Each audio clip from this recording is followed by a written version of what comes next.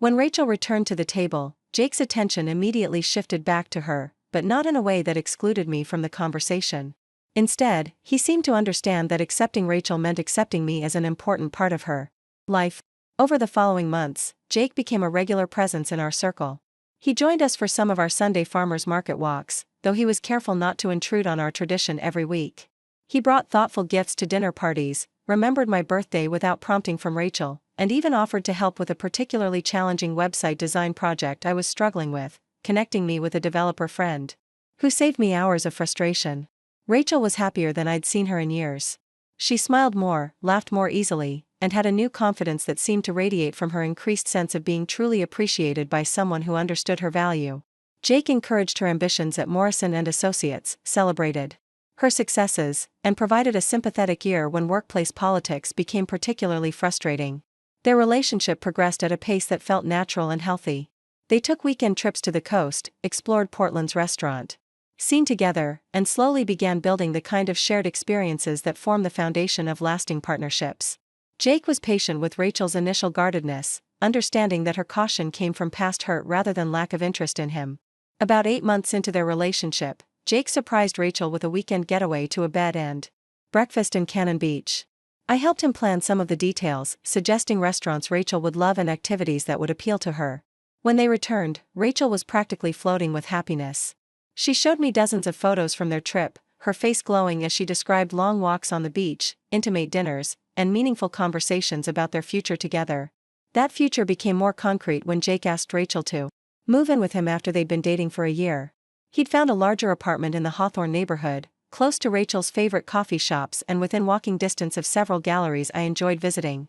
The space had a dedicated office area where Rachel could work from home when needed and enough room for both of their belongings without feeling cramped. I helped Rachel pack her old apartment and settle into the new space with Jake. The move went smoothly, and their home quickly became a warm, welcoming place where Jake and Rachel's individual styles blended seamlessly. Jake's modern furniture complemented Rachel's collection of vintage finds and travel mementos, creating an environment that felt both sophisticated and comfortable. During this period, our friendship continued much as it always had, though with natural adjustments to accommodate Rachel's new relationship. Our Sunday farmers market walks became slightly less frequent, but Jake often encouraged Rachel to maintain our tradition, sometimes suggesting she invite me over for dinner afterward so they could both hear about my latest dating adventures or work projects. Jake seemed to understand that healthy relationships require maintaining individual friendships and interests. He had his own friend group from his consulting work and his recreational soccer league, giving Rachel space to nurture our friendship without feeling like she was neglecting him. When I went through a particularly difficult breakup with a man I'd been seeing for several months, Jake was genuinely supportive, offering both practical advice and emotional support that felt authentic rather than obligatory. Everything changed, however, after Jake proposed. The engagement happened on a crisp December evening, exactly 2 years after they'd first met. Jake had planned an elaborate proposal at Powell's City of Books, the iconic Portland bookstore where Rachel and I had spent countless hours browsing and where she'd often said she'd love to get engaged someday if she ever found the right person. He'd arranged with the staff to create a special display featuring books about love and adventure, with the engagement ring hidden inside a first edition of Rachel's favorite novel. Rachel called me immediately afterward, sobbing with joy and disbelief. "Emma," she said through tears, "he proposed. He actually proposed, and it was perfect, and I said yes, and I can't believe this is real." I was genuinely thrilled for her.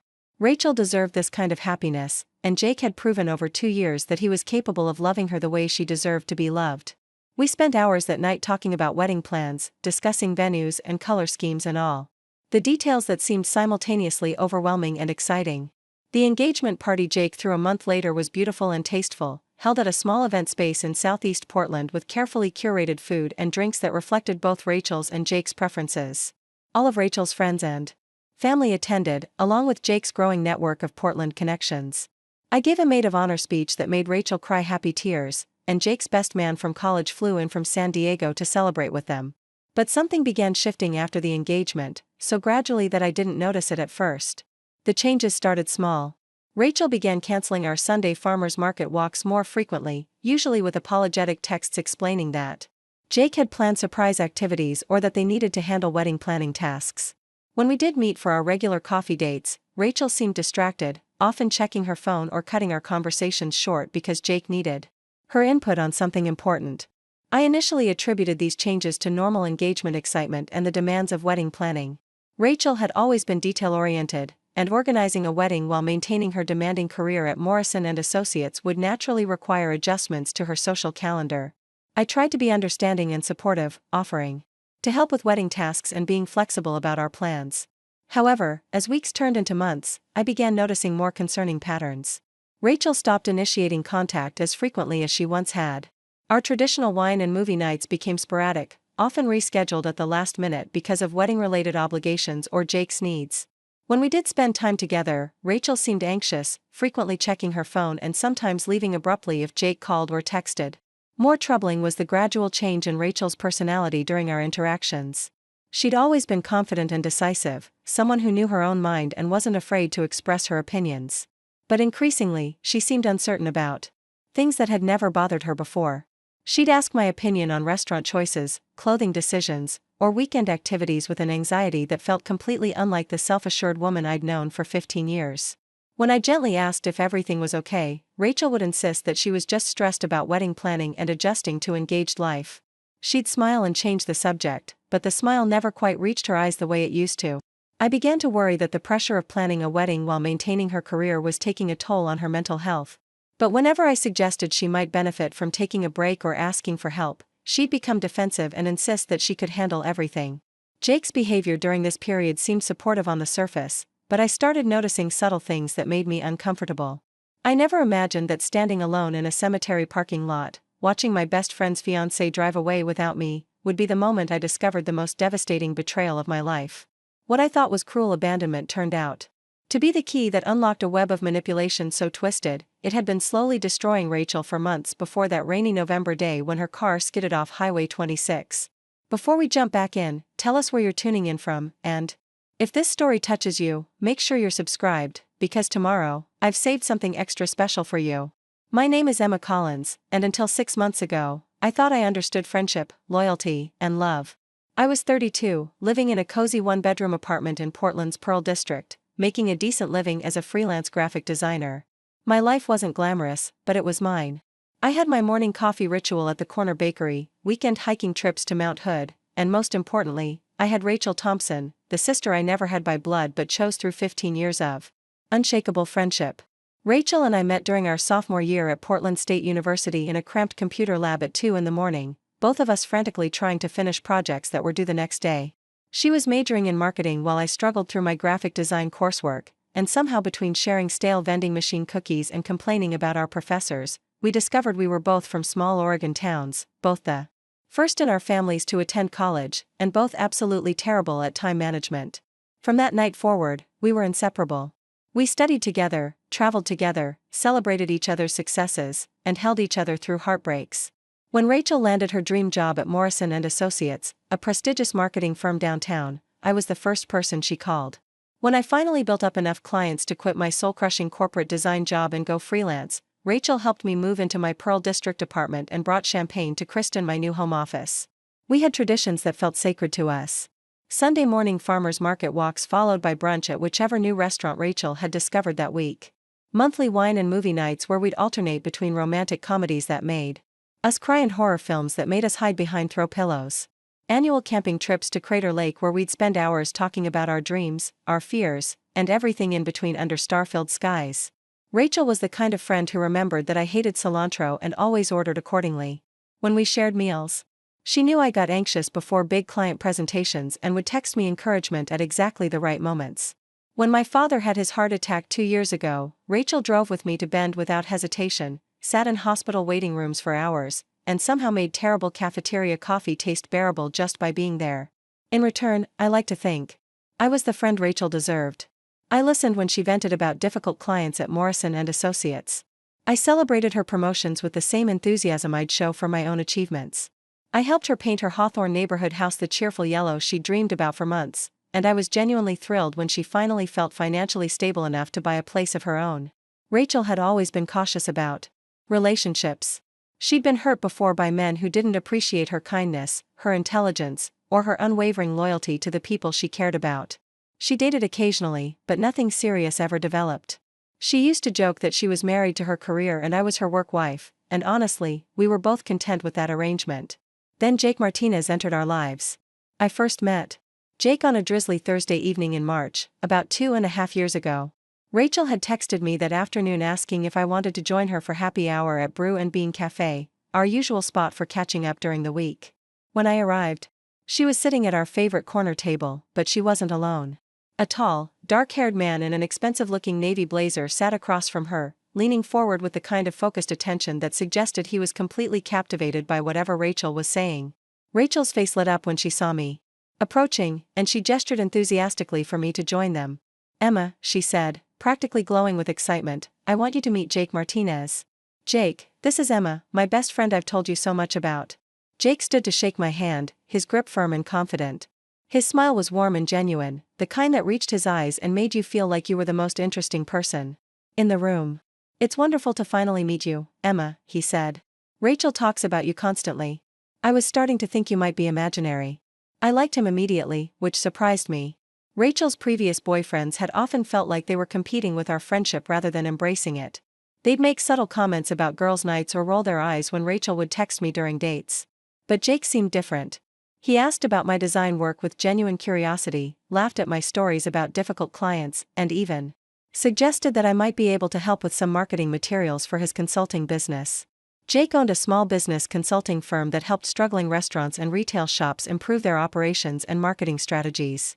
It was exactly the kind of work that would appeal to Rachel's problem-solving nature and her desire to help others succeed. He was 34, had moved to Portland from San Diego about a year earlier for a fresh start after his previous business partnership had ended badly, and he was clearly smitten with my best friend. As the evening progressed, I watched Jake's interactions with Rachel carefully. He remembered details from conversations they'd apparently had, asked follow-up questions about her work projects, and seemed genuinely interested in her opinions on everything from Portland's food scene to local politics. When Rachel excused herself to use the restroom, Jake turned to me with an earnest expression. "I hope you don't mind me saying this," he said, "but Rachel is incredible. I've never met anyone quite like her. She's brilliant and kind and funny, and she clearly thinks the world of you. That tells me everything I need to know about the kind of person she is." I found myself warming to him even more. Anyone who recognized Rachel's extraordinary qualities and valued our friendship was someone I could support. Preparing and narrating this story took us a lot of time, so if you are enjoying it, subscribe to our channel, it means a lot to us. Now back to the story. He'd call Rachel during our coffee dates with questions that seemed to require immediate attention, interrupting our conversations and leaving Rachel apologetic and flustered. He'd make comments about how much time Rachel spent on work or with friends, framing them as jokes but with an underlying tone that suggested disapproval. When I mentioned these observations to Lisa Park, another close friend from our college days who remained part of our circle, she admitted she'd noticed similar changes. Lisa worked as a nurse at Portland General Hospital and had always been particularly attuned to signs of stress or emotional distress in the people she cared about. "I thought it was just wedding stress at first," Lisa told me during a conversation at her apartment one evening in early fall. "But Emma, have you noticed how Rachel apologizes for everything now? She used to be so confident, so sure of herself. Now she seems like she's constantly worried about disappointing someone." I had noticed, though I'd been trying to convince myself that I was overreacting. Rachel had indeed begun apologizing for things that didn't warrant apologies, being a few minutes late to meet me, ordering a different drink than usual, expressing opinions about movies or restaurants. It was as if she'd become afraid of making wrong choices or inconveniencing anyone, even in the smallest ways. The most concerning incident occurred about 3 weeks before Rachel's death, though I didn't understand its significance until much later. Rachel and I had planned to attend an art gallery opening in the Pearl District, something we'd both been looking forward to for weeks. The artist was someone whose work I particularly admired, and Rachel had been excited to surprise me with tickets she'd purchased in advance. On the day of the event, Rachel texted me an hour before we were supposed to meet, saying she couldn't make it because Jake needed her help with something urgent related to his business. She seemed genuinely upset about canceling and insisted I go without her, even offering to pay for an Uber so I wouldn't have to worry about parking downtown. I went to the gallery opening alone, feeling disappointed but trying to understand that emergencies happen and relationships require compromise. However, as I was leaving the event around 9 o'clock, I saw Jake and Rachel at a restaurant across the street, having what appeared to be an intimate dinner for two. They were sitting close together, sharing a bottle of wine, and nothing about the scene suggested any kind of business emergency. I stood on the sidewalk for several minutes, debating whether to approach them or simply go home. Something about the situation felt wrong, but I couldn't articulate exactly what bothered me beyond the fact that Rachel had lied about her reason for canceling our plans. Eventually, I decided to leave without confronting them, but the incident left me with a nagging sense of unease that I couldn't shake. When I saw Rachel a few days later for our usual coffee date, I mentioned seeing them at the restaurant, trying to keep my tone casual and non-accusatory. Rachel's face flushed immediately, and she began stammering an explanation about how Jake's business emergency had been resolved quickly, so they decided to grab a late dinner to celebrate. Her explanation was plausible enough, but something about her delivery felt rehearsed, as if she'd been prepared for this conversation. More concerning was the way she immediately changed the subject and seemed anxious for the remainder of our time together, checking her phone constantly and leaving earlier than usual. That night, I found myself lying awake thinking about all the small changes I'd observed in Rachel over the past several months. Individually, none of them seemed particularly alarming. Engaged couples naturally adjust their social lives and priorities. Wedding planning is stressful. People sometimes have legitimate reasons for changing plans or being distracted during conversations. But taken together, the pattern painted a picture that made me increasingly uncomfortable. Rachel seemed to be losing herself, becoming smaller and more uncertain with each passing week. The confident, independent woman I'd known and admired was gradually being replaced by someone who seemed afraid of making decisions or disappointing others. I began paying closer attention to Rachel's interactions with Jake during the few occasions when the three of us spent time together. What I observed was subtle but troubling. Jake had a way of making comments that seemed supportive but carried undertones of control or criticism. He'd suggest that Rachel looked tired and should stay home instead of meeting friends for dinner. He'd make jokes about her work schedule or her spending habits that weren't quite mean but left Rachel looking embarrassed or defensive. Most concerning was the way Jake would sometimes answer questions directed at Rachel or make decisions on her behalf without consulting her. When servers at restaurants asked for Rachel's order, Jake would occasionally interject with suggestions about what she should choose. When friends invited Rachel to events, Jake would sometimes respond before she had a chance to answer, explaining why she couldn't attend or what their alternative plans were. These behaviors were never overtly controlling or abusive, which made them difficult to address directly. Jake maintained his charming, supportive facade, and anyone observing their interactions might see a devoted fiancé who was simply very involved in his partner's life. But having known Rachel for 15 years, I could see how these subtle pressures were affecting her confidence and independence. The last conversation I had with Rachel took place on a Thursday evening, exactly 1 week before the accident that would take her life. We'd met for dinner at a small Vietnamese restaurant in her neighborhood, one of our favorite spots for catching up when we wanted to avoid the crowds and noise of more popular establishments. Rachel seemed more like her old self that evening than she had in months. She was animated and engaged, telling me stories about challenging projects at Morrison & Associates and asking detailed questions about my latest design work. For a moment, I allowed myself to hope that whatever had been troubling her was resolving itself, that perhaps the wedding stress was finally easing as their December date approached. Near the end of our meal, Rachel grew quieter and more thoughtful. She stirred her soup absently, her expression distant in a way that suggested she was wrestling with something important. Finally, she looked up at me with an intensity one hadn't seen from her in months. "Emma," she said, her voice barely above a whisper, "if I told you something that might sound crazy, would you believe me?" The question sent a chill through me, not because of what she was asking but because of the fear I heard in her voice. Rachel had never needed my permission to share difficult truths with me. Throughout our friendship, we discussed everything from family problems to career challenges to relationship troubles with complete openness and trust. "Of course I'd believe you," I replied, reaching across the table to touch her hand. "You can tell me anything, Rach. You know that." She nodded, tears beginning to form in her eyes. She opened her mouth as if to speak, then closed it again, shaking her head with frustration. "I don't know how to explain it," she said finally. "I don't even know if I understand it myself. It's just that everything feels different now, and I can't figure out if it's me or if something else is happening." Before I could respond, her phone buzzed with a text message. Rachel glanced at the screen, and her face immediately changed, the openness and vulnerability of moments before replaced by familiar anxiety. "I have to go," she said, gathering her purse and jacket quickly. "Jake needs me to help him with something."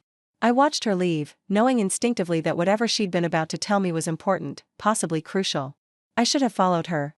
I should have insisted we finish the conversation. I should have trusted my instincts that something was seriously wrong in Rachel's life and demanded answers instead of accepting her reassurances that everything was fine.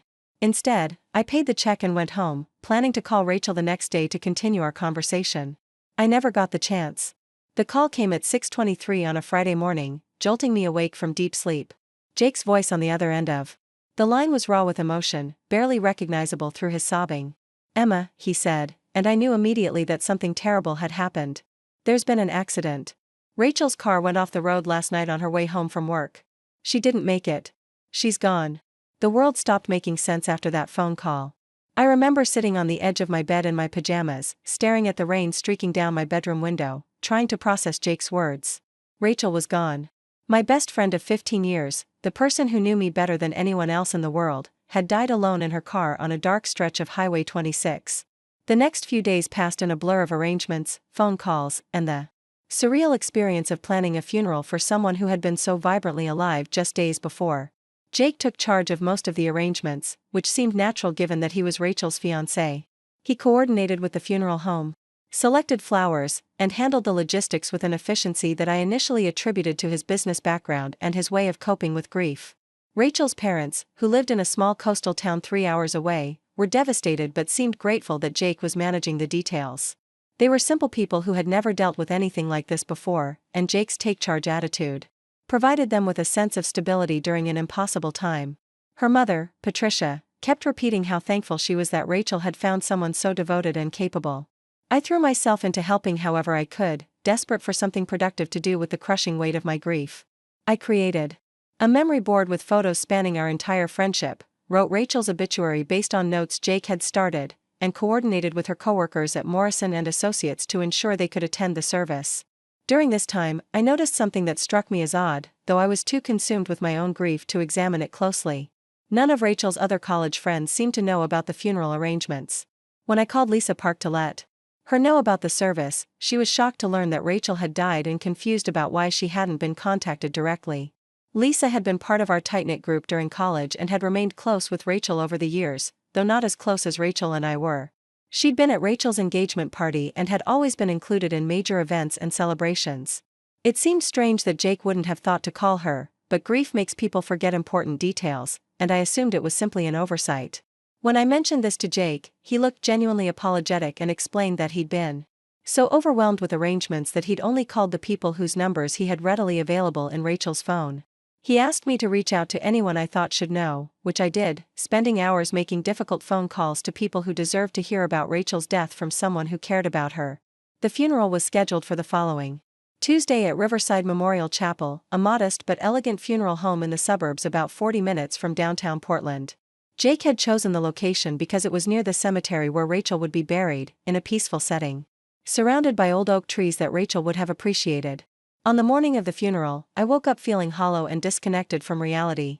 I'd barely slept for days, and the enormity of saying goodbye to Rachel felt overwhelming.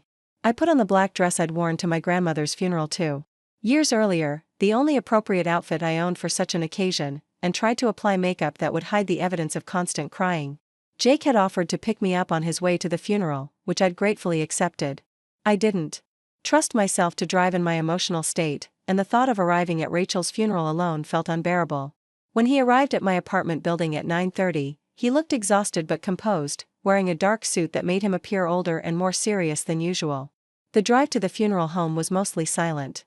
Jake focused intently on navigating the morning traffic, while I stared out the passenger window at the gray November sky that seemed to mirror my mood. Occasionally, Jake would make quiet comments about the arrangements or mention people who had sent flowers, but neither of us seemed capable of meaningful conversation. When we arrived at Riverside Memorial Chapel, I was surprised by how many people were already there. The parking lot was nearly full, and a steady stream of mourners was making their way into the building. Rachel had touched many lives through her work, her friendships, and her genuine kindness, and seeing the turnout was both comforting and heartbreaking. Inside the chapel, I was struck by how beautiful Jake had made everything look. The flower arrangements were tasteful and elegant, featuring the white lilies and purple iris that had been Rachel's favorites.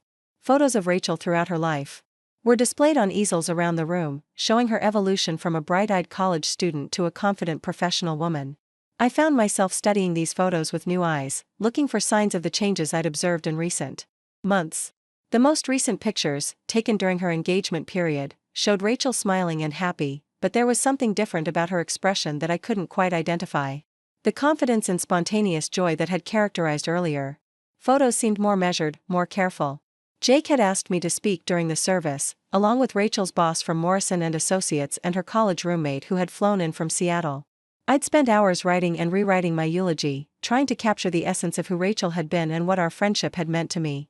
Standing at the podium, looking out at the crowd of people who had loved her, I felt the full weight of her absence. I spoke about Rachel's loyalty, her infectious laugh, and her ability to make anyone feel heard and valued.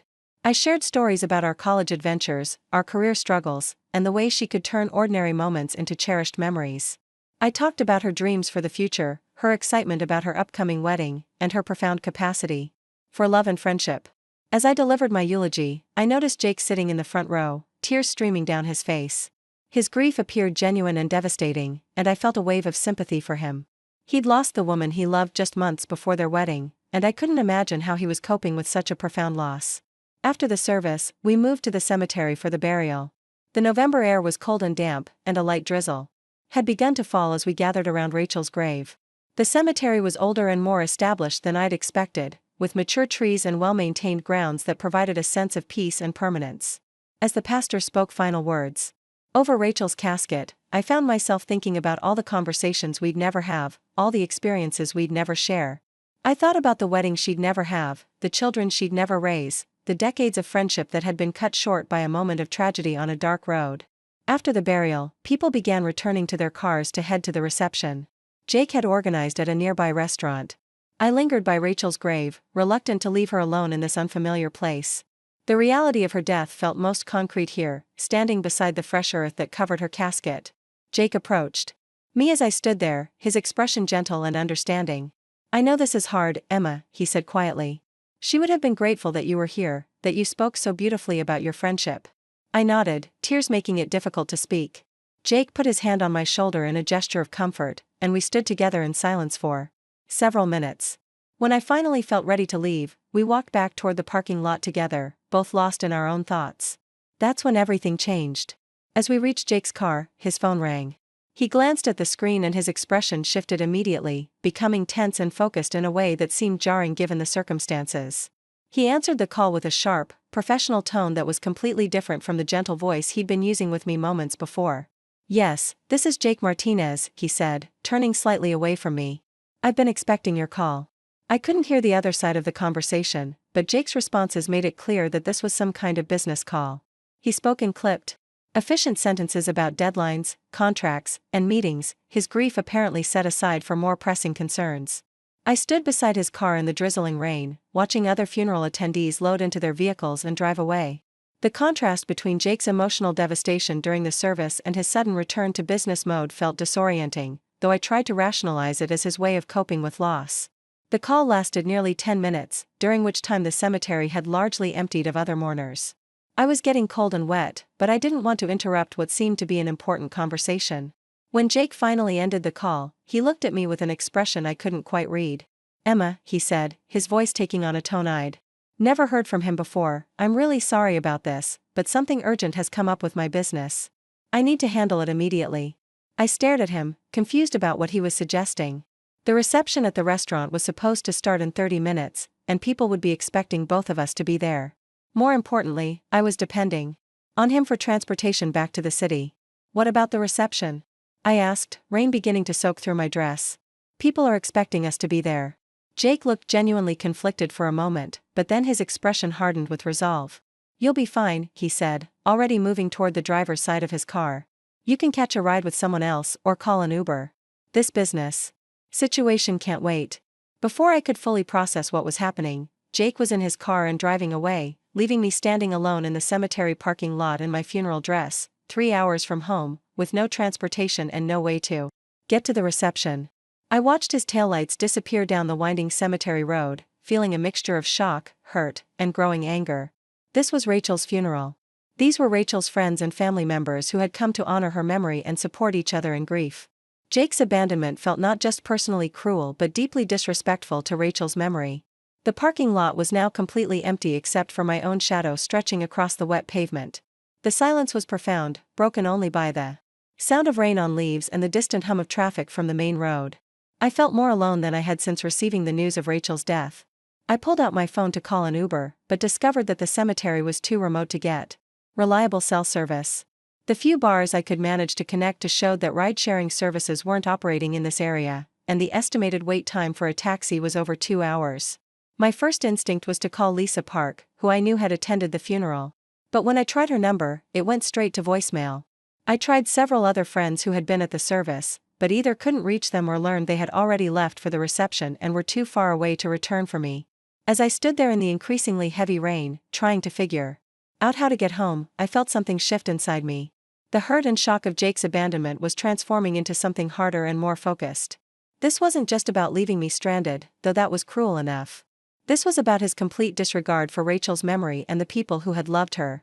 I began walking toward the cemetery's main building, hoping to find someone who could help me contact a taxi or provide information about public transportation.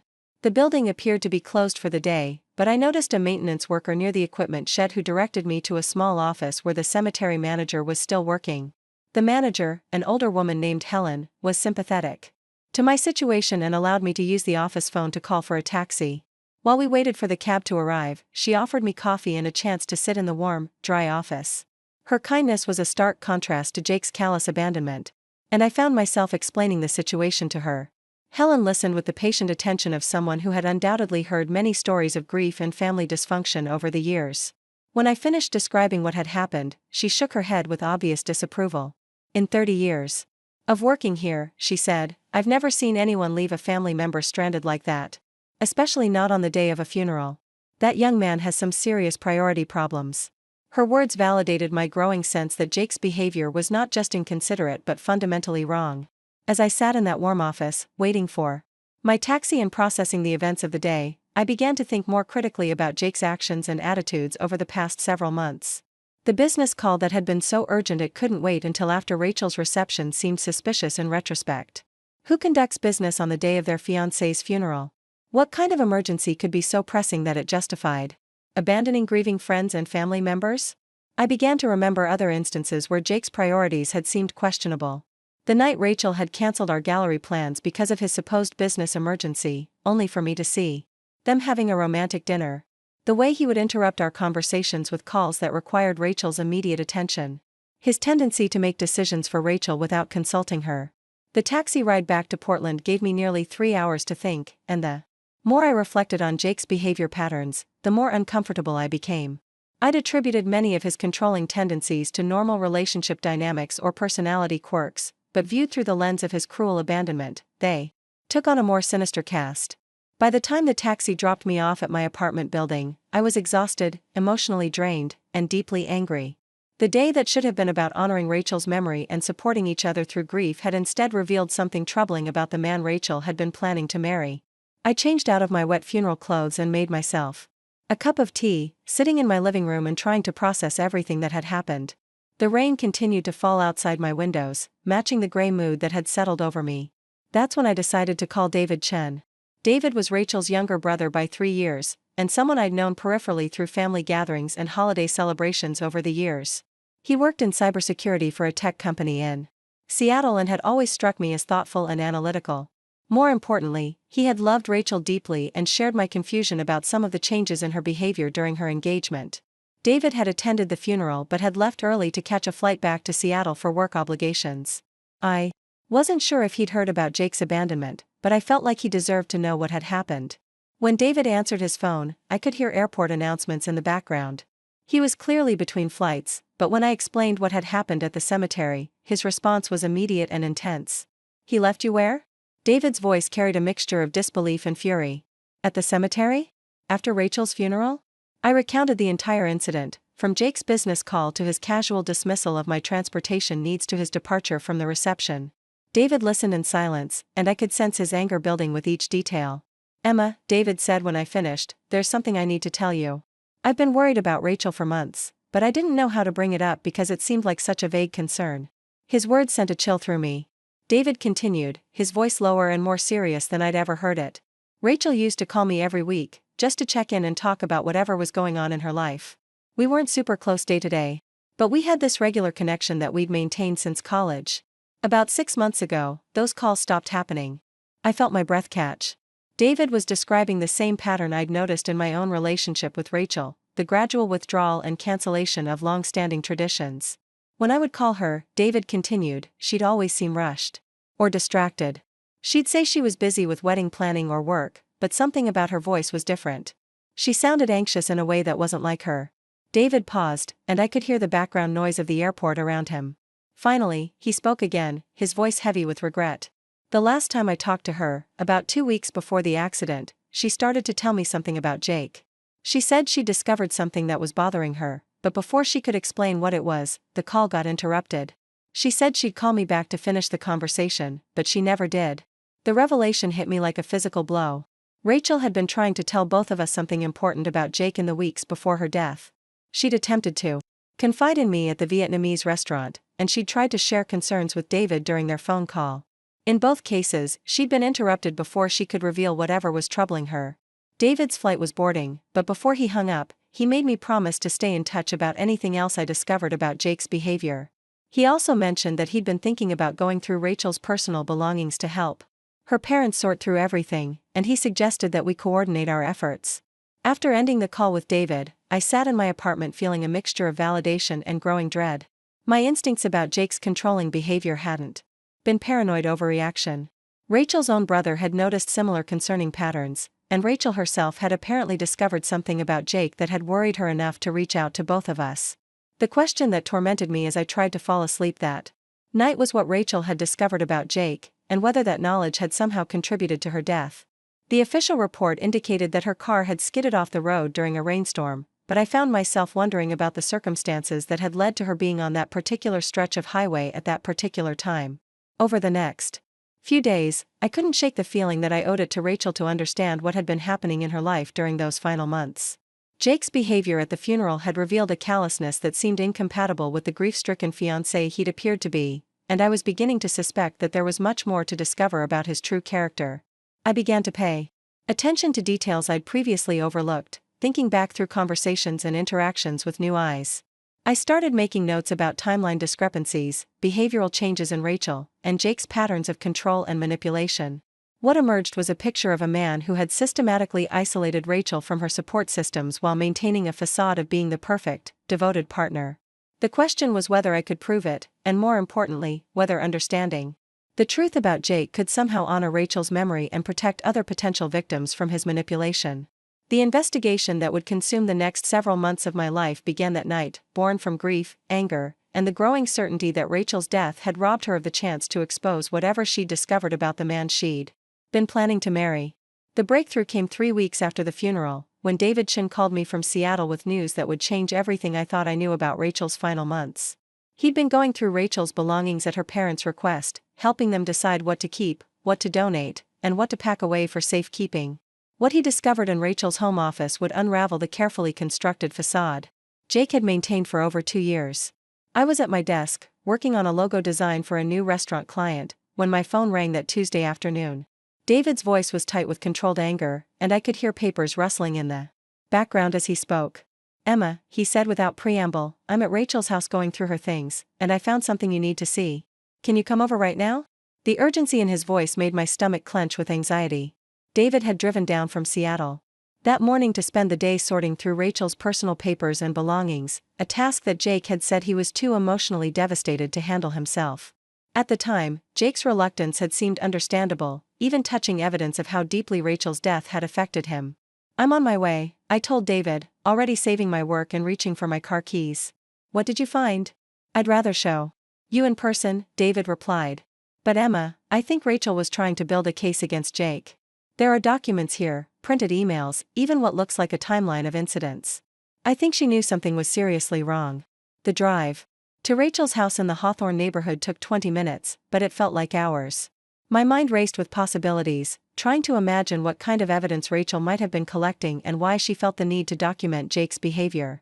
The fact that she'd been building some kind of case suggested that whatever she'd discovered went far beyond the controlling tendencies I'd observed. Rachel's house looked exactly the same from the outside, with the cheerful yellow paint she'd chosen and the small garden she'd lovingly maintained. But walking up to the front door felt surreal, knowing that Rachel would never again greet me with her infectious smile and offer to make coffee while we caught up on each other's lives. David answered the door looking haggard and deeply shaken. His normally neat appearance was disheveled, his hair uncombed and his shirt wrinkled as if he'd been running his hands through it in frustration. He led me directly to Rachel's home office, a small room off the main hallway that she'd used for handling personal business and occasionally working from home. The office was in disarray, with papers spread across every available surface and several boxes of documents stacked on the floor. David had clearly been working methodically through Rachel's filing system, but what he'd discovered had apparently disrupted his organized approach. "Look at this," David said, pointing to Rachel's desk where he'd arranged several documents in careful rows. "I found these hidden in a folder labeled Wedding Planning, but they have nothing to do with the wedding." The first document was a printout of Jake's business registration with the state of Oregon. Rachel had highlighted several discrepancies in the filing, including the fact that Jake's business address was listed as a mail forwarding service rather than an actual office location. In the margins, she'd written notes questioning why Jake would need to hide his real business address and wondering if his consulting firm was legitimate. The second document was even more damning. Rachel had printed out several pages from a business networking website that showed Jake's professional profile. But this wasn't the Jake Martinez who owned a successful consulting firm helping struggling restaurants and retail shops. According to these documents, Jake Martinez was listed as a former employee of 3 different companies, all of which had ended his employment within 6 months for reasons that were diplomatically described as performance issues and incompatibility with company culture. "Emma," David said, handing me a third document, "look at this one. It's a credit report that Rachel somehow obtained on Jake." She'd highlighted several concerning items, including multiple unpaid debts, a bankruptcy filing from 2 years earlier, and a pattern of credit accounts that had been closed due to non-payment. I studied the credit report with growing horror. Jake had presented himself to Rachel as a successful businessman with multiple clients and a thriving consulting practice. The reality appeared to be that he was deeply in debt, had a history of financial irresponsibility, and had been essentially unemployed for most of the time he'd been dating Rachel. But these weren't just random documents that Rachel had stumbled across. David showed me a notebook where she'd been systematically documenting her discoveries, complete with dates, sources, and follow-up questions she'd written to herself. The notebook revealed a methodical investigation that had been going on for at least 3 months before her death. According to Rachel's notes, her suspicions about Jake had begun when she'd offered to help him with his business taxes and he'd become evasive about sharing his financial records. She'd initially attributed his reluctance to privacy concerns or masculine pride about accepting help, but when he continued to deflect her offers of assistance, she'd begun to wonder if there was something he was trying to hide. Rachel's investigation had started small. She'd looked up Jake's business registration online, simply out of curiosity about the official name and structure of his consulting firm. When she discovered the mail forwarding address instead of a real office location, she'd begun asking more pointed questions about his work. Jake's explanations for these discrepancies, according to Rachel's notes, had been plausible but inconsistent. He'd told her that he worked primarily from home and used the mail service for privacy reasons. When she'd asked about meeting his clients or visiting his office, he'd explained that his business model was entirely remote and that client meetings typically took place at restaurants or coffee shops. But Rachel's suspicious nature, the same quality that had made her an excellent marketing professional, had driven her to dig deeper. She'd started paying attention to Jake's daily schedule and realized that he rarely seemed to have actual client meetings or work commitments. His phone calls, which he'd claimed were business-related, often happened at odd hours and seemed to involve personal conversations rather than professional consultations. The most disturbing discovery in Rachel's notebook was a section titled Financial Concerns, where she documented her growing realization that Jake appeared to be living beyond his means. Despite claiming to have a struggling but viable consulting business, Jake consistently had money for expensive dinners, new clothes, and entertainment expenses that seemed inconsistent with his alleged income level. Rachel had begun to suspect that Jake was supplementing his income through means he wasn't sharing with her, and she'd started paying attention to his spending patterns and financial behavior. What she'd discovered was a man who seemed to have access to funds that couldn't be explained by his supposed business activities. David handed me another document, this one a printout of banking records that Rachel had somehow obtained. "I don't know how she got access to this information," David said, "but it shows deposits into Jake's account that don't match up with any business income he should have been receiving." The banking records showed a pattern of irregular deposits, some in amounts that suggested possible loan shark activity or other unsavory financial arrangements. There were also several large withdrawals that coincided with periods when Jake had taken Rachel on expensive trips or made significant purchases. But the most chilling discovery was Rachel's timeline of what she called isolation incidents. She'd documented dozens of occasions when Jake had subtly undermined her relationships with friends and family members, often in ways that seemed supportive on the surface but had the effect of reducing her social connections. According to Rachel's notes, Jake had a pattern of creating conflicts or emergencies that would force her to cancel plans with friends. He would schedule surprise romantic gestures that coincided with events she'd been looking forward to attending. He would make comments about her friends that were subtly critical, planting seeds of doubt about their motivations or loyalty. Most disturbing was Rachel's documentation of how Jake had gradually taken control of her social calendar and decision-making processes. She'd noted how he would volunteer to handle communications with her friends, often conveying messages that were slightly different from what Rachel had intended. He would make commitments on her behalf without consulting her, then frame her objections as being unreasonable or ungrateful. Rachel had also documented Jake's increasing influence over her financial decisions. He'd convinced her to move her banking to a different institution where he claimed to have connections that could get her better rates. He'd suggested investment strategies that required her to liquidate stable savings accounts in favor of riskier options that he claimed to understand better than she did. The picture that emerged from Rachel's investigation was of a man who had systematically targeted her for financial and emotional exploitation. Jake wasn't just a controlling boyfriend who had become possessive after their engagement. He was a sophisticated con artist who had identified Rachel as a mark and had been methodically isolating her from her support systems while gaining access to her resources. David showed me the final entry in Rachel's notebook, dated just 4 days before her death. In this entry, Rachel had written about her plan to confront Jake with what she'd discovered. She decided to give him one opportunity to explain the discrepancies in his background and business claims, and if his explanations weren't satisfactory, she was planning to end their engagement and relationship. The entry also mentioned that Rachel had been in contact with someone she described as Jay's previous victim, though she didn't provide any details about how she'd located this person or what information they had shared with her. The notation suggested that Jake's pattern of targeting vulnerable women wasn't limited to Rachel, and that she'd somehow connected with another person who had experienced similar manipulation. Emma, David said, his voice shaking with emotion. I think Rachel was planning to expose Jake publicly. Look at this. He handed me a draft email that Rachel had been composing, apparently intended for her friends and family members. The email outlined her discoveries about Jake's deceptive background and warned others to be cautious about trusting him. She'd written about feeling embarrassed and manipulated, but she'd emphasized that her primary concern was preventing Jake from targeting other vulnerable women. The email was unfinished and had never been sent, but its existence showed that Rachel had been planning to take action against Jake despite the personal cost to her reputation and emotional well-being. She'd been prepared to admit publicly that she'd been deceived and manipulated, if doing so could protect others from experiencing the same betrayal. As I read through Rachel's documentation, I felt a mixture of pride in her courage and devastating sadness that she'd been dealing with this discovery alone.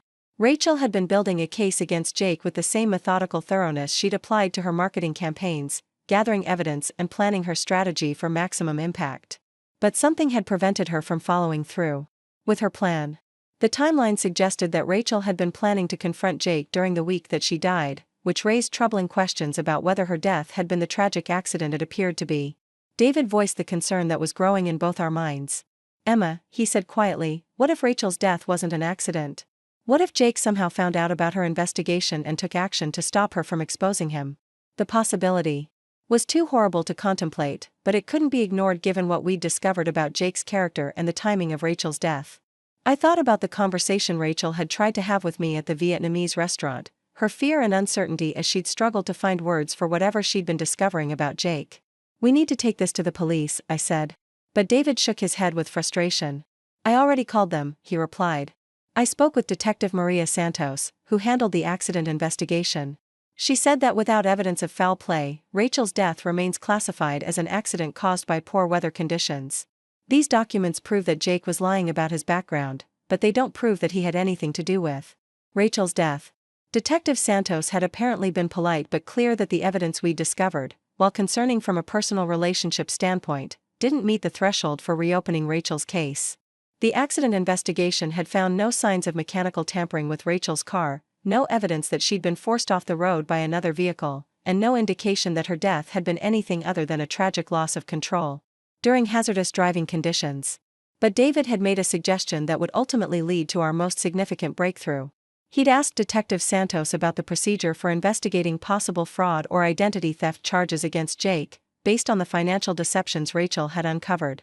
While the police couldn't reopen Rachel's death investigation based on the evidence we'd found, they could potentially pursue charges related to Jake's misrepresentation of his background and financial status.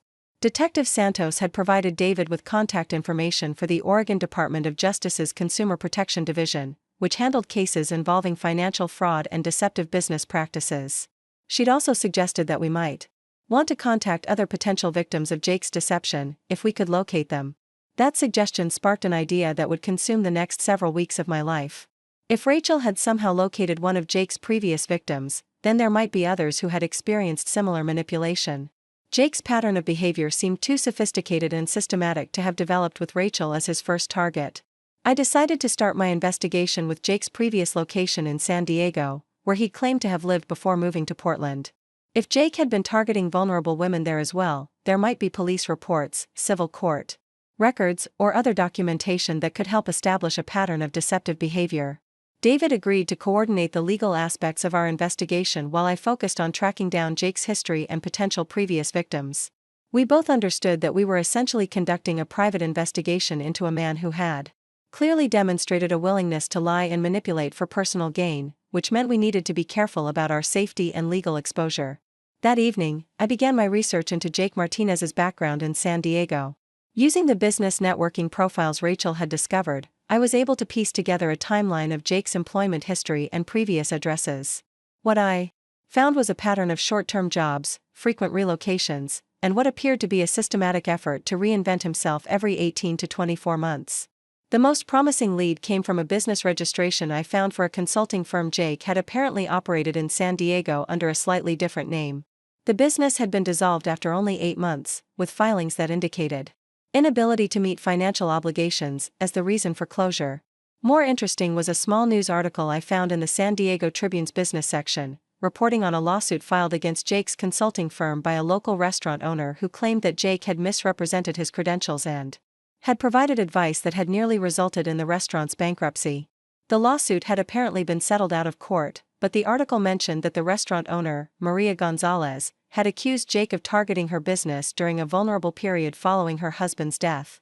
The detail about targeting a business owner during a period of grief following spousal loss felt sickeningly familiar. It suggested that Jake had a specific preference for victims who were dealing with major life transitions or losses, circumstances that would make them more susceptible to manipulation and less likely to carefully scrutinize his background claims. I spent hours that night searching for more information about Maria Gonzalez and her restaurant, eventually finding contact information for the business through online directories. I debated whether to reach out to her directly, knowing that reopening painful memories about Jake's deception might be traumatic for someone who had already been victimized. But the urgency of preventing Jake from targeting other vulnerable women ultimately outweighed my concerns about causing distress to his previous victims. If Maria Gonzalez had experienced manipulation similar to what Rachel had endured, she deserved to know that Jake was continuing his pattern of deception with new victims. The next morning, I gathered my courage and called Maria Gonzalez's restaurant in San Diego. When I explained that I was investigating Jake Martinez in connection with my best friend's death, Maria's response was immediate and intense. "That man destroyed my business and nearly destroyed my life," she said, her voice carrying a mixture of anger and pain even 2 years after her experience with Jake. "I tried to warn people about him, but he was too smart about covering his tracks." Maria's story was heartbreakingly similar to what Rachel had experienced. Jake had approached her restaurant during a period when she was struggling to keep the business afloat following her husband's death. He presented himself as a successful consultant with expertise in restaurant turnaround strategies, offering to help her save the business her late husband had built. Over the course of several months, Jake had convinced Maria to implement costly changes to her restaurant's operations, all while charging substantial consulting fees that had drained her remaining cash reserves. When the strategies failed and Maria realized that Jake's credentials were largely fabricated, she'd tried to sue him for fraud and misrepresentation. The lawsuit had been settled when Jake agreed to leave San Diego and cease operating his consulting business, but Maria had never recovered the money she'd lost or been able to rebuild her restaurant to its previous success level. More devastating had been the emotional manipulation Jake had employed, convincing Maria that her business failures were due to her own poor judgment rather than his incompetent advice. Emma, Maria told me, that man is dangerous in ways that go beyond money. He knows how to identify women who are grieving or vulnerable, and he knows exactly how to make them doubt their own instincts.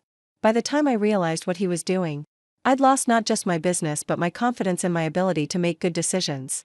Maria's description of Jake's manipulation tactics was so similar to what I'd observed happening to Rachel that it felt like listening to a preview of what Rachel's life would have become if she'd lived to see Jake's true nature fully revealed. The systematic erosion of confidence, the isolation from friends and family, the financial exploitation disguised as helpful guidance.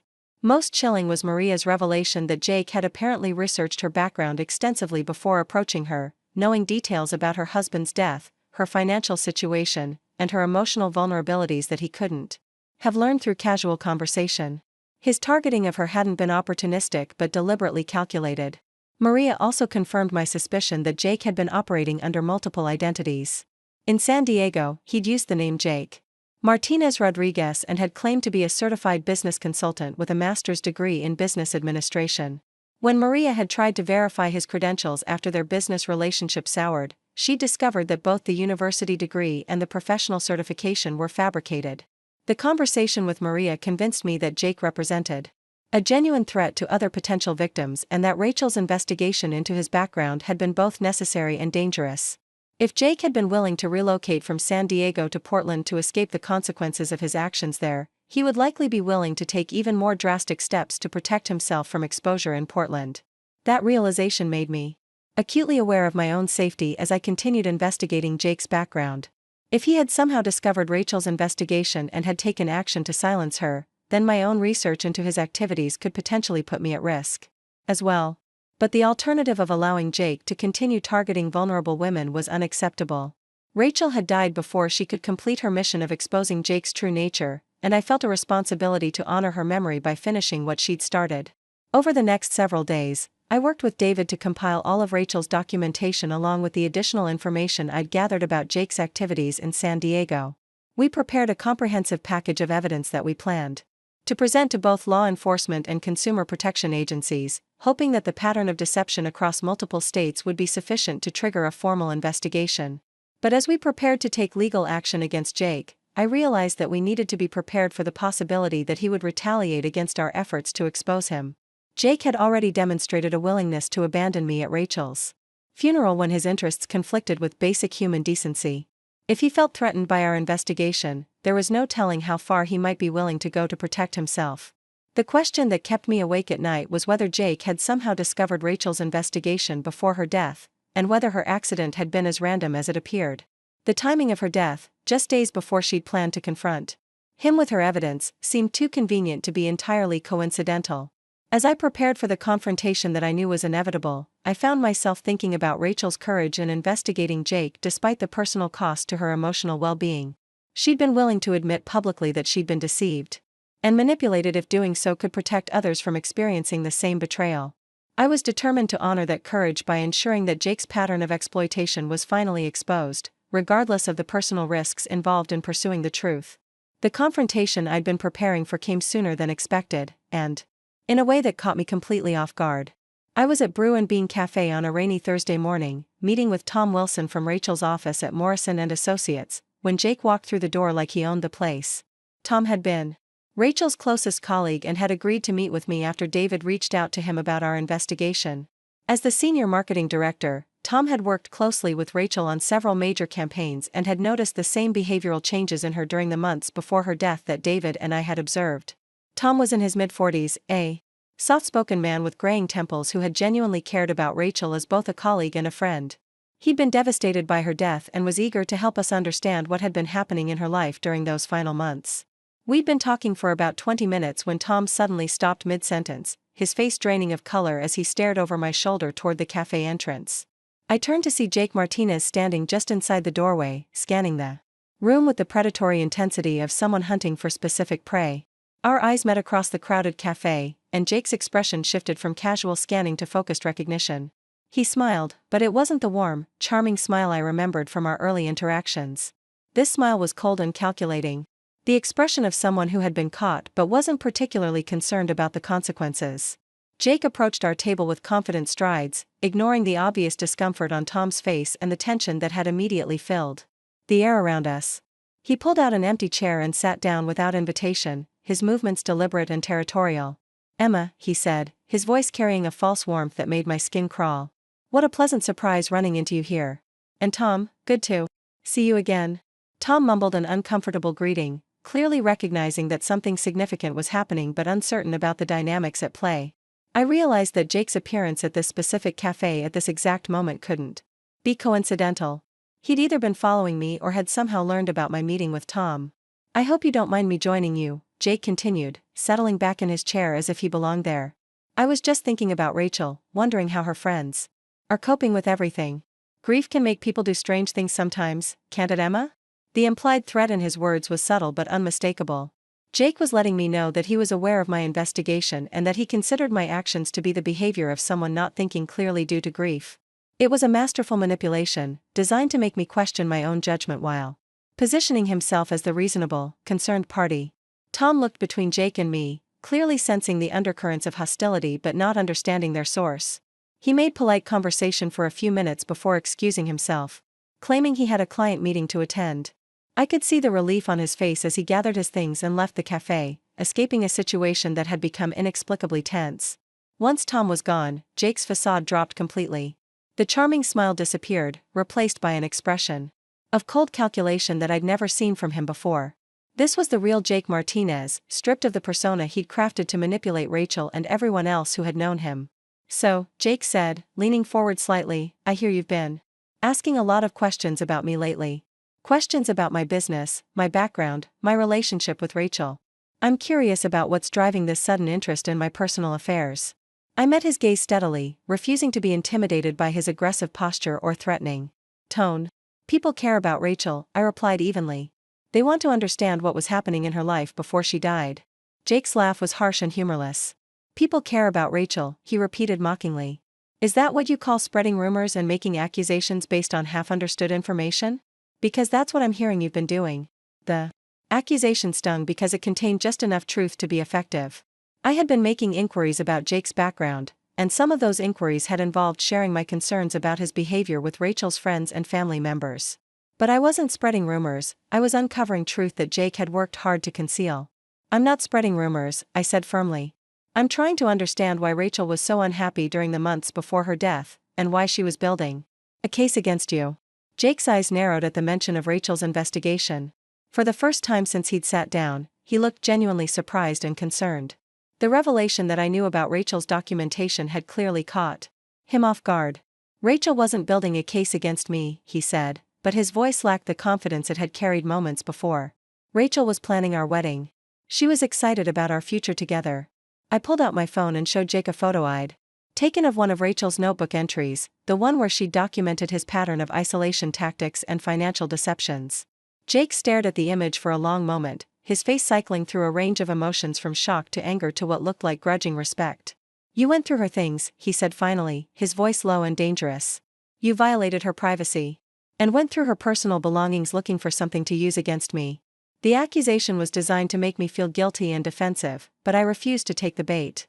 David went through Rachel's things with her parents' permission, I replied. Rachel wanted people to know the truth about you. She was planning to expose your lies before she died. Jake leaned back in his chair, studying me with the calculating expression of someone reassessing a threat level. After a long moment, he spoke again, his voice taking on a different quality, more personal and intimate. Emma, he said, I think you're misunderstanding what you found in Rachel's notes. Rachel was going through a difficult period before her death.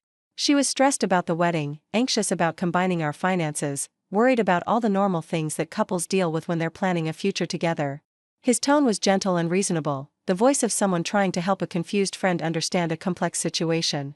It was the same voice he'd used to manipulate Rachel, and I could see how effective it would be on someone who wasn't prepared for his tactics. Those notes you found, Jake continued, they represent Rachel's anxiety and uncertainty, not some kind of investigation into wrongdoing. Rachel loved me, Emma. We were planning a life together. Whatever you think you've discovered about my background, it doesn't change the fact that Rachel and I were happy. The gaslighting was sophisticated and skillful, designed to make me question not just my interpretation of Rachel's evidence but my understanding of her emotional state during her final months. Jake was rewriting history in real time, turning Rachel's courageous investigation into evidence of mental instability. But I'd seen too much evidence of Jake's deception to be swayed by his manipulation. Rachel's documentation was too detailed and systematic to be dismissed as anxiety-driven. Paranoia. Her discovery of his false credentials, his hidden debts, and his pattern of targeting vulnerable women represented a deliberate investigation, not confused worry about wedding planning. Rachel discovered that you've been lying about everything, I said, keeping my voice steady despite the adrenaline coursing through my system. Your business, your education, your financial situation, all of it was fabricated. She found out about Maria Gonzalez in San Diego and what you did to her restaurant. The mention of Maria's name hit Jake like a physical blow. His carefully controlled expression cracked, revealing a flash of panic before he managed to regain his composure. But that momentary lapse told me everything I needed to know about the accuracy of my accusations. You don't know what you're talking about, Jake said, but his voice lacked conviction. Maria Gonzalez was a failed business owner who blamed her problems on everyone except herself. The fact that Rachel somehow contacted her doesn't mean anything. Except that Rachel was looking for reasons to doubt our relationship. The deflection was weak and defensive, a stark contrast to Jake's earlier confident aggression. I could see that the revelation of how much I knew about his background had fundamentally shifted the dynamic of our confrontation. Jake was no longer in control of the narrative. I pressed my advantage, pulling out additional documentation that David and I had compiled. We know about the bankruptcy, the fake degrees, the pattern of targeting grieving women. We know that you've been running the same con for years, moving from city to city whenever someone gets too close to exposing you. Jake stared at the papers I'd spread on the table between us, his face cycling through emotions as he recognized various documents from his past. Some were items that Rachel had uncovered during her investigation, but others were records that David and I had obtained through our own research into his background. The most damaging document was a copy of the settlement agreement from Maria Gonzalez's lawsuit, which included specific language about Jake ceasing his business operations in San Diego and making no further contact with Maria or her associates. The document proved that Jake's version of events in San Diego was completely fabricated. You think you're very clever, Jake said finally, his voice taking on a new edge of menace. But you have no idea what you're dealing with here. Rachel's death was a tragedy, but it was an accident. Nothing you found changes that fact. The implicit threat in his words was unmistakable, but it was his casual reference to Rachel's death that sent chills through me. There was something in his tone, a lack of genuine grief or sorrow, that suggested Rachel's death was more convenient than tragic. From his perspective, Rachel was going to expose you, I said, watching Jake's face carefully for his reaction. She was planning to tell everyone the truth about who you really are. Her death was very convenient timing for you. Jake's response was swift and vicious.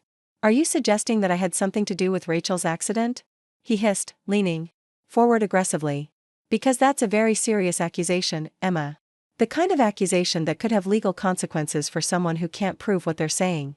The threat was clear, but it also revealed Jake's desperation. He was no longer trying to charm or manipulate me into backing down from my investigation. Instead, he was resorting to intimidation and legal threats, tactics that suggested he was running out of options for controlling the situation. I'm not making accusations, I replied carefully. I'm simply noting that the timing of Rachel's death was very convenient for someone who was about to be exposed as a fraud. Jake gathered the documents I'd shown him and slid them back across the table toward me, his movements sharp with controlled anger. You need to be very careful about the path you're choosing, Emma, he said, his voice low and threatening. Grief can lead people to make poor decisions they might regret later. He stood up from the table, towering over me in a way that was clearly intended to be intimidating. But instead of feeling afraid, I felt a surge of anger at his attempts to threaten me into silence. This was the same man who had systematically isolated Rachel from her friends and family, who had lied to her about every aspect of his background, who had left me stranded at her funeral. You can threaten me all you want, I said, meeting his gaze steadily. But the truth about what you did to Rachel is going to come out. Too many people know now for you to cover it up. Jake's smile returned, but it was cold and predatory. We'll see about that, he said. Portland is a small city, Emma. People talk. Reputations can be damaged very easily when the wrong information starts circulating. With that parting threat, Jake walked out of the cafe, leaving me alone at the table with my heart pounding and my hands shaking from the adrenaline of our confrontation.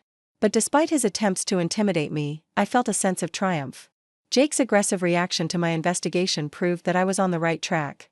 His threats and deflections confirmed that he had something significant to hide. More importantly, his response to the mention of Maria Gonzalez and the timing of Rachel's death had revealed cracks in his carefully constructed facade. Jake was no longer the charming, grieving fiancé who had fooled everyone into believing. He was devastated by Rachel's loss. He was a cornered predator who was running out of options for protecting himself. That evening, I called David to report on my confrontation with Jake. David listened intently as I described Jake's threats and his reaction to learning about the extent of our investigation. When I finished, David was quiet for a long moment. Before speaking, "Emma," he said, "I think we need to move faster than we originally planned. If Jake is threatening you directly, then he's feeling cornered, and cornered people can be dangerous." David had been working with Detective Santos and the Consumer Protection Division to build a formal case against Jake based on the evidence we'd compiled. But bureaucratic processes moved slowly, and Jake's escalating aggression suggested that we might not have the luxury of waiting for official investigations to reach conclusions. "I've been thinking about what you said regarding the timing of Rachel's death," David continued. "I know the police ruled it an accident, but what if we approached this from a different angle? What if we could prove that Jake had motive to silence Rachel?" The suggestion was both exciting and terrifying.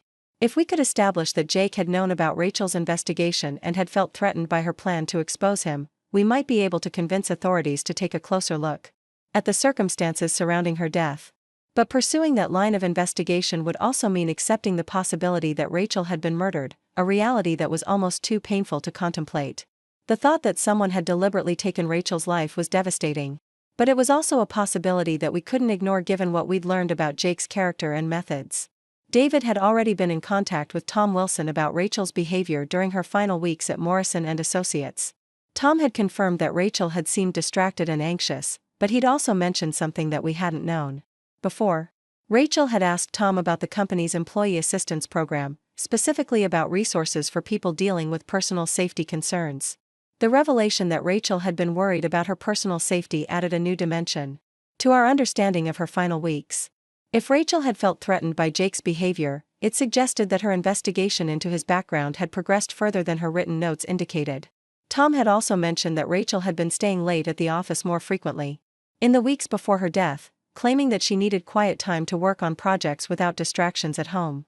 But given what we now knew about Jake's controlling behavior, it seemed more likely that Rachel had been using her office as a safe space to conduct her investigation away from his oversight. The picture that emerged was of a woman who had discovered dangerous truths about the man she was supposed to marry and who had been trying to protect herself while building a case against him.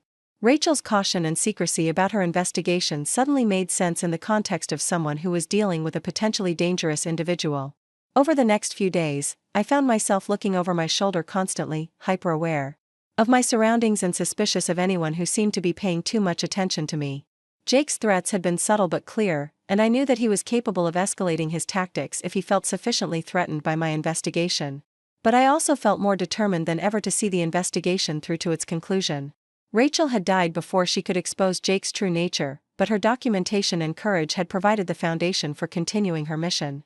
I owed it to her memory to ensure that Jake faced consequences for his actions and that other potential victims were protected from his manipulation.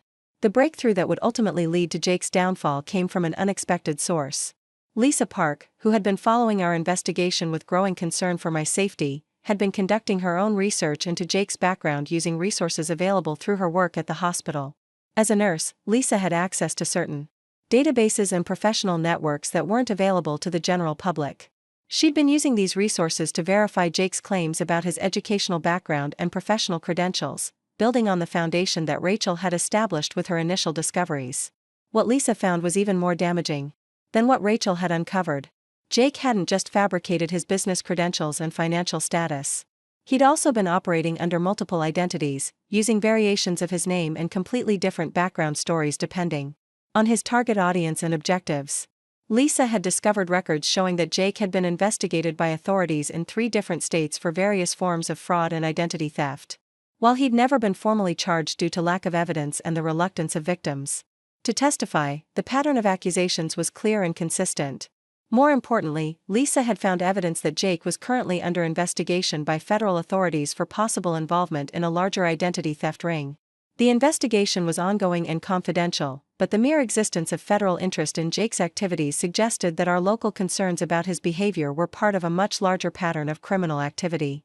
Armed with this new information, David and I were finally able to convince Detective Santos to take our concerns seriously. The revelation that Jake was already on law enforcement radar for federal crimes gave credibility to our claims about his manipulation of Rachel and provided a foundation for reopening questions about the circumstances of her death. But even as we prepared to present our evidence to authorities, I knew that Jake would not go quietly. His threats during our confrontation at the cafe had made it clear that he was prepared to fight back against anyone who tried to expose him. The question was how far he would be willing to go to protect himself, and whether we were prepared for whatever tactics he might employ in his defense. The final confrontation was approaching, and I knew that everything we'd worked to uncover about Jake's true nature would soon be put to the ultimate test. The final confrontation took place in the most unexpected setting imaginable, the community center where Rachel had volunteered for 3 years, helping organize events for local charities and fundraising drives. It was a place filled with memories of Rachel's generosity and community spirit, which made it the perfect location for exposing the man who had tried to destroy everything she represented. The event was supposed to be a memorial celebration of Rachel's life, organized by her colleagues at Morrison and Associates and the various charitable organizations she had supported. Jake had somehow inserted himself into the planning process, positioning himself as the grieving fiancé who wanted to honor Rachel's legacy. What he didn't know was that David, Lisa, and I had been working with Detective Santos and federal investigators to turn the memorial into a carefully orchestrated trap. The plan was elegant in its simplicity. We would allow Jake to deliver his prepared eulogy about Rachel, giving him enough rope to hang himself with his lies and manipulations. Meanwhile, federal agents would be positioned throughout the audience, ready to arrest him when he finished speaking. The memorial would serve its intended purpose of honoring Rachel's memory, while also ensuring that justice was finally served for the woman who had died trying to expose the truth. The community center was packed with nearly 200 people who had known and loved Rachel throughout her life. Her parents sat in the front row, still devastated by their daughter's death but grateful for the outpouring of support from her friends and colleagues. Behind them sat representatives from every aspect of Rachel's life: college friends, work colleagues, neighbors, and volunteers from the various organizations she had supported. I had been asked to speak early in the program, sharing memories of our 15-year friendship and the impact Rachel had made on everyone who knew her. As I stood at the podium, looking out at the sea of faces that represented Rachel's extended community, I felt the weight of everything we had discovered about Jake's deception and manipulation. My speech focused on Rachel's courage and integrity, her willingness to stand up for what was right even when it came at personal cost. I talked about her investigative instincts, her refusal to accept easy answers when something felt wrong, and her commitment to protecting others from harm. Every word was carefully chosen to honor Rachel's memory while also preparing the audience for what they were about to learn about the man she had been engaged to marry. When I finished speaking, there was enthusiastic applause that seemed to fill the entire room with warmth and love for Rachel's memory. But I could see Jake sitting in the front row, his expression tight with barely controlled anger. He understood the subtext of my speech, the way I had highlighted Rachel's investigative nature and her commitment to truth. He knew that something was coming, but he couldn't leave without raising suspicions about his own guilt. Several other speakers followed, each sharing different aspects of Rachel's life and personality. Tom Wilson spoke about her professional excellence and her mentorship of younger colleagues. A representative from the animal shelter where Rachel volunteered talked about her compassion for vulnerable creatures and her dedication to improving their lives. Lisa Park shared memories of college adventures and the way Rachel had maintained friendships across decades and distances. Each speech built a picture of a woman who was beloved, respected, and deeply missed by everyone who had known her. The contrast between the Rachel being celebrated and the isolated, anxious woman Jake had been turning her into during her final months became increasingly stark as the program continued. Finally, it was Jake's turn to speak. He approached the podium with the confident stride of someone who believed he was in complete control of the situation. His prepared remarks were polished and emotional, painting a picture of devoted love and shared dreams that had been tragically cut short by Rachel's unexpected death. Jake spoke about meeting Rachel and being immediately captivated by her intelligence and kindness. He described their courtship in romantic terms, emphasizing his deep appreciation for her professional success and his support for her career ambitions. He talked about their engagement and the excitement they had shared while planning their future together. Everything Jake said was technically true but fundamentally dishonest in its omission of the manipulation and control he had exercised over Rachel's life. He presented himself as the perfect supportive partner, someone who had encouraged Rachel's independence and celebrated her achievements. The audience listened with sympathy, moved by what appeared to be genuine grief and love. But I could see through Jake's performance to the calculation beneath. He was using Rachel's memorial as an opportunity to cement his image as the devoted fiancé, making it harder for anyone to believe accusations about his true character. Every tear, every pause for emotion, every tremor in his voice was carefully calibrated for maximum impact. As Jake reached the climax of his speech, talking about the future he and Rachel would never have together, I noticed federal agents beginning to position themselves near the exits. Detective Santos was standing at the back of the room, speaking quietly into a radio. The trap was about to be sprung. Jake concluded his speech with a promise to honor Rachel's memory by continuing the charitable work she had been passionate about. He pledged to establish a foundation in her name and to dedicate his life to the causes she had cared about. The audience responded with moved applause, completely unaware of the irony of a con artist promising to manage charitable funds in honor of the woman he had been systematically defrauding. As Jake stepped back from the podium, the program moderator announced that there would be a brief intermission before the final portion of the memorial service. But instead of people filing out for refreshments, Detective Santos approached the front of the room with 2 federal agents flanking her. "Jake Martinez," Detective Santos said in a clear voice that carried throughout the silent room, "you're under arrest for identity theft, wire fraud, and conspiracy to commit financial crimes." The shock that rippled through the audience was palpable. People turned to each other in confusion, unable to process what they were witnessing.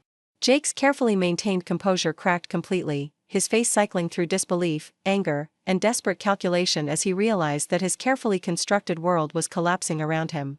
"You can't do this here," Jake protested, his voice rising with panic. "This is Rachel's memorial. These people are grieving." The irony of Jake claiming concern for the grieving attendees was lost on no one who understood the situation. This was the same man who had abandoned me at Rachel's funeral, who had systematically isolated her from her support systems, who had been preparing to steal her financial security under the guise of love and partnership. As the federal agents moved to handcuff Jake, he made one final desperate attempt to maintain his victim narrative. "This is all a misunderstanding," he called out to the stunned audience. "I loved Rachel. I would never have hurt her.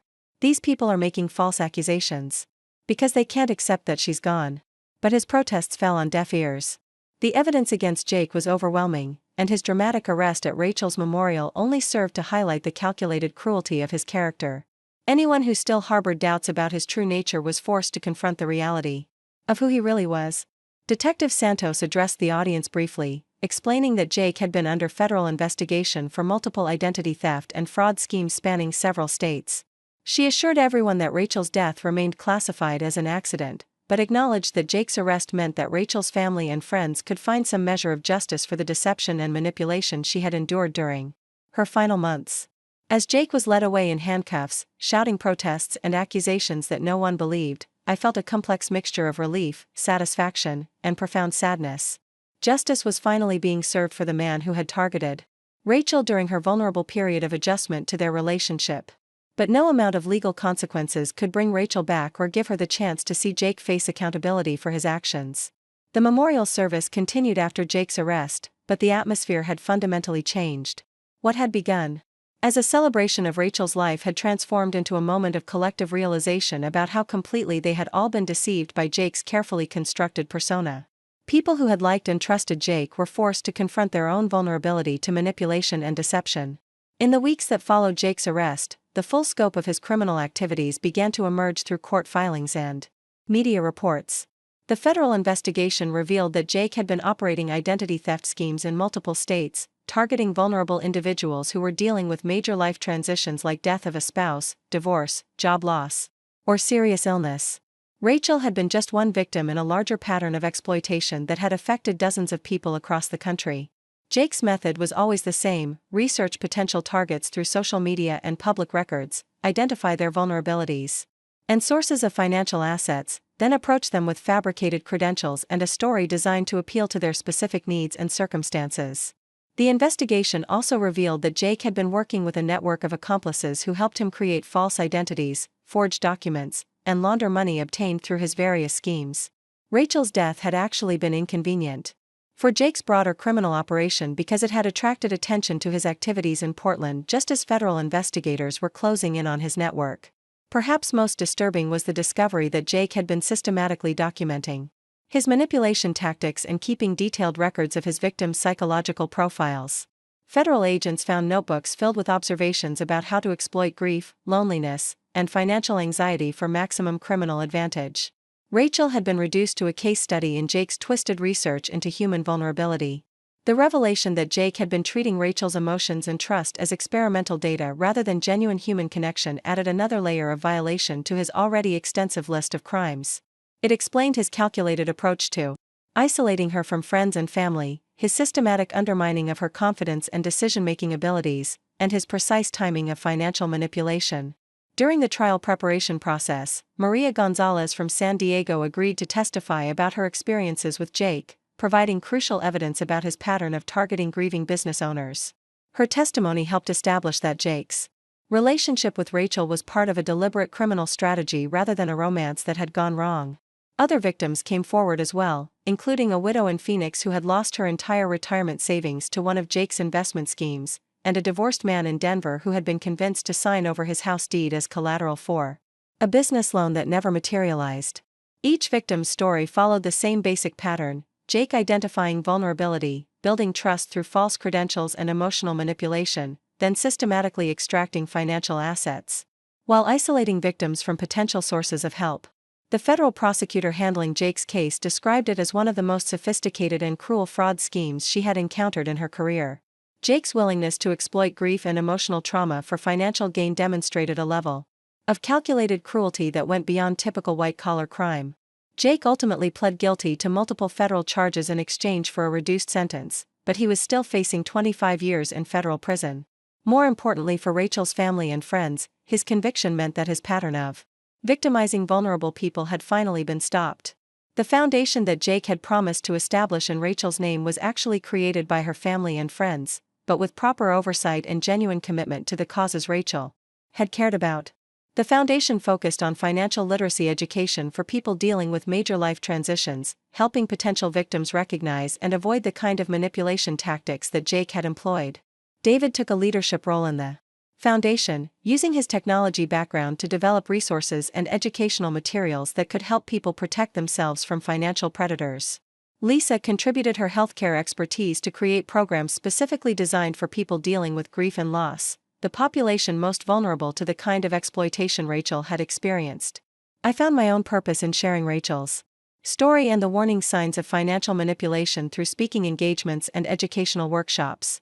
The courage Rachel had shown in investigating Jake's deception, even when it meant admitting her own vulnerability to manipulation, became a powerful example for others facing similar situations. The memorial service that had ended with Jake's arrest became a turning point for everyone who had known Rachel. Instead of being remembered as the woman who had been deceived by a charming con artist, Rachel was celebrated as the investigator who had uncovered a dangerous criminal network, and whose documentation had been crucial in bringing Jake to justice. Her parents found comfort in knowing that their daughter's final months had been spent protecting others rather than simply being victimized. Her colleagues at Morrison and Associates established a scholarship in her name for students studying investigative journalism and consumer protection. Her friends carried forward her legacy by staying vigilant about the warning signs of manipulation and by supporting others who found themselves in vulnerable situations. The relationship between David and me evolved into a genuine friendship based on our shared commitment to honoring Rachel's memory and protecting others from similar exploitation. We discovered that grief shared with someone who truly understood the loss could be transformative rather than just devastating. Lisa eventually met someone through her volunteer work with the foundation, a fellow healthcare worker who appreciated her strength and independence rather than trying to control or manipulate her. Watching Lisa build a healthy relationship based on mutual respect and genuine affection helped heal some of the wounds left by witnessing what Jake had done to Rachel. The house in Hawthorne that Rachel had shared with Jake was sold, with the proceeds going to the foundation established in her memory. But before the sale was finalized, David and I spent a day there gathering the last of Rachel's personal belongings and ensuring that nothing of value was left behind. In the back of Rachel's bedroom closet, hidden behind winter coats she rarely wore in Portland's mild climate, we found one final piece of evidence that completed our understanding of her investigation into Jake's background. It was a safety deposit box key and a note in Rachel's handwriting with the box number and location. The safety deposit box contained copies of all the evidence Rachel had gathered about Jake's deception, along with additional documentation we hadn't found in her home office. But more importantly, it contained a letter addressed to me, written in Rachel's careful script and dated just 3 days before her death. In the letter, Rachel explained that she had suspected Jake might be monitoring her communications and had therefore been unable to share her discoveries with me directly. She wrote about her fear that confronting Jake might be dangerous, but her determination to expose his true nature regardless of the personal cost. The letter ended with an instruction that broke my heart and filled me with pride simultaneously. "If something happens to me before I can finish this," Rachel had written, "please don't let Jake get away with what he's done. Use this evidence to protect other women from going through what I've experienced. Don't let my death be meaningless." Rachel's final request became the guiding principle for everything that followed. Her death had not been meaningless because her courage and investigation had provided the foundation for stopping a dangerous criminal and protecting countless potential victims from similar exploitation. The letter also contained Rachel's forgiveness for any mistakes I might have made in failing to recognize the signs of Jake's manipulation earlier. She acknowledged that sophisticated predators like Jake were skilled at hiding their true nature and that even people who loved her couldn't have been expected to see through his carefully constructed deception. Reading Rachel's final words to me, written when she knew she was in danger but was determined to see her mission through to completion, reinforced my commitment to honoring her memory through continued vigilance and education about financial predators. Jake's conviction and imprisonment marked the end of his ability to harm others, but it also marked the beginning of a new chapter in the lives of everyone who had been affected by his crimes. Rachel's death had been a tragedy, but her legacy became a force for protection and justice that extended far beyond what she could have imagined. The foundation established in Rachel's memory continued to grow and expand its reach, helping hundreds of people recognize and avoid financial manipulation. The educational materials developed through the foundation were used by law enforcement agencies, consumer protection organizations, and victim advocacy groups across the country. Most importantly, Rachel's story became a powerful example of how individual courage and investigation could expose dangerous criminals and protect vulnerable communities. Her willingness to document Jake's deception, even when she was isolated and afraid, provided the evidence that ultimately brought him to justice. Standing in the cemetery where Jake had abandoned me on the day of Rachel's funeral, I reflected on the journey that had brought us from that moment of cruel abandonment to Jake's arrest and conviction. The man who had thought he could manipulate and control everyone around him had ultimately been defeated by the courage and determination of the woman he had tried to destroy. Rachel's grave was covered with flowers from friends, family, and people who had never met her but had been protected by her investigation into Jake's criminal activities. Her headstone bore a simple inscription that captured the essence of who she had been: she sought truth and protected others. The fight against financial predators who target vulnerable people continues, but Rachel's legacy ensures that her voice remains part of that ongoing battle. Every potential victim who recognizes warning signs because of educational materials developed through her foundation, every law enforcement officer who uses her case as an example of investigative courage, every friend who pays attention when someone they care about seems to be changing in concerning ways carries forward the protection that Rachel's life and death made possible. Jake Martinez was sentenced to 25 years in federal prison, where he would spend the rest of his productive adult life paying for the cruelty and manipulation he had inflicted on so many innocent people. But more importantly, Rachel Thompson's memory became a shield protecting others from experiencing the isolation, deception, and betrayal that had marked her final months. The woman who had died trying to expose a dangerous predator had ultimately succeeded in her mission, even though she didn't live to see justice served. Her courage, determination, and refusal to accept deception became the foundation for protecting countless others from similar exploitation. In the end, love and truth had triumphed over manipulation and lies, just as Rachel had always believed they would. Up next, you've got 2 more standout stories right on your screen. If this one hit the mark, you won't want to pass these up. Just click and check them out.